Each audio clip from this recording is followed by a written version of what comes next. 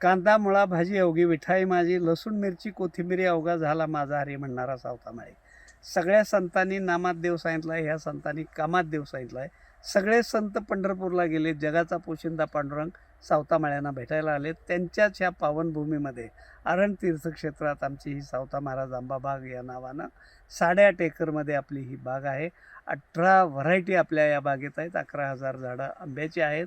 त्याच्यामध्ये 2 झाडं आपण विकसित केलेले आहेत, ज्याच्यामध्ये पेटंट मिळालेले आहेत. एक आंबा सावता आंबा आहे 2 किलोचा, आणि दुसरा आंबा शरद मँगो या नावचा 3 किलोचा आंबा आहे. 1992 साली मुख्यमंत्री असताना शरद पवार साहेबांनी महाराष्ट्रामध्ये पहिल्यांदा फळबाग लागवड योजना लागू केली, आणि त्याचाच परिपाक म्हणा किंवा त्याचा परिणाम म्हणून आज जो आमच्यासारखा दुष्काळी भागातला शेतकरी उभा राहिलेला आहे, जो धडपडतोय, त्याचं एकमेव कारण ते साहेबांचं धोरण आहे. आणि त्यांच्या त्या कामाच्या याच्यातून उतराई होण्यासाठी म्हणून आपण हे नाव शरद आंबा ठेवलेलं आहे. आज ह्या बागेचं सगळ्यात महत्त्वाचं वैशिष्ट्य, ही बाग ही ऑर्गॅनिक प्लस होमिओपॅथीमध्ये काम करणारा आपण एक शेतकरी आहे. या ठिकाणी कुठलंही रासायनिक खत नाही, किंवा कुठलीही रासायनिक फवारणी नाही, किंवा कुठलं तणनाशक नाही. या बागेतलं जर म्हणाल तुम्ही तर ह्याचं जर उत्पन्न बघायला गेलं, एका झाडाला सरासरी 70 ते 100 आंबे लागत आहेत. 70 गुणिले 3 किलो आंबा म्हटलं तरी 210 किलो त्याचं एका झाडाचं वजन होतं आहे. आणि 100 रुपये किलो, आम्ही 250-200 रुपये किलोनं आपला आंबा जातो आहे, कारण हा आंबा रेसिड्यू फ्री आहे. तशा टेस्ट आपण कर्नाटक ॲग्रिकल्चर युनिव्हर्सिटी रायचूरकडनं घेतलेल्या आहेत. 110 टेस्ट झाल्या.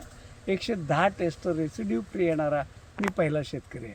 आणि त्यामुळं ह्या आंब्याला मार्केटमध्ये, म्हणजे आम्ही पहिल्यांदा हा प्रयोग केला की शेतकरी ते ग्राहक मध्ये व्यापारी कुठलाही नाही.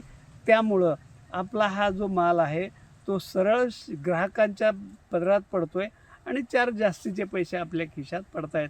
समजा आम्ही 100 रुपये किलोनं जरी हा आंबा दिला तरी एका झाडाचं उत्पन्न सरासरी 20,000 रुपये येतं आहे.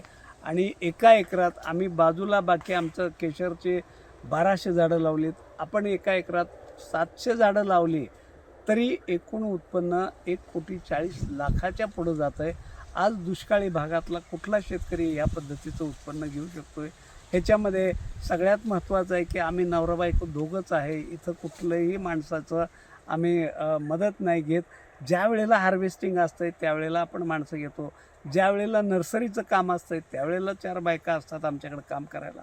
आणि अशा पद्धतीनं कमीत कमी खर्चातली नैसर्गिक शेती, अशा पद्धतीचं हे अरणचं पथदर्शी मॉडेल आहे. आणि या महाराष्ट्रामध्ये ज्या आत्महत्या होत आहेत त्या आत्महत्या रोखण्याचा मार्ग कदाचित ह्या सावता महाराज आंबा बागेतनं जाईल.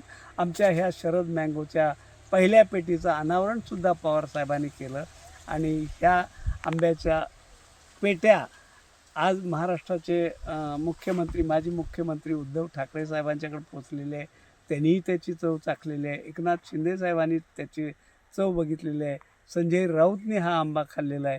BVG ग्रुपचे हनुमंतराव गायकवाड यांच्याही घरी या आंब्याच्या पेट्या पोचलेल्या आहेत. आणि इतका चवीला चांगला आंबा आहे. त्याच्यानंतर आज जे आम्ही काही इथं काम केलेलं आहे, तर साधारणपणे आपण म्हटलं जातं की झाडाचं मूळ आणि ऋषीचं कुळ कधी विचारायचं नाही. पण आज आम्ही ह्या शरद, सावता आणि जम्बो केशर 3 व्हरायटीचे आपण DNA टेस्टसाठी आणि त्याचं ॲनालिसिस करण्यासाठी महात्मा फुले कृषी विद्यापीठ राहुरीकडं त्याची 1,12,800 फी आम्ही भरलेली आहे. आणि नजीकच्या ह्या महिनाभरात आम्हाला त्याचे टेस्ट रिपोर्टसुद्धा मिळतील, आणि मग आमचं काम पूर्णत्वास जाईल. कारण ह्याचं आम्ही पेटंट घेतल्यानंतर गप्प बसणार नाही. ह्या झाडाचं आपल्याला प्लांट रजिस्ट्रेशन करावं लागतं. ती अथॉरिटी दिल्लीमध्ये ICR म्हणून एक संस्था आहे, त्यांच्याकडं ते रजिस्ट्रेशन होतं, आणि त्याच्यासाठी आपण अप्लाय करणार आहे.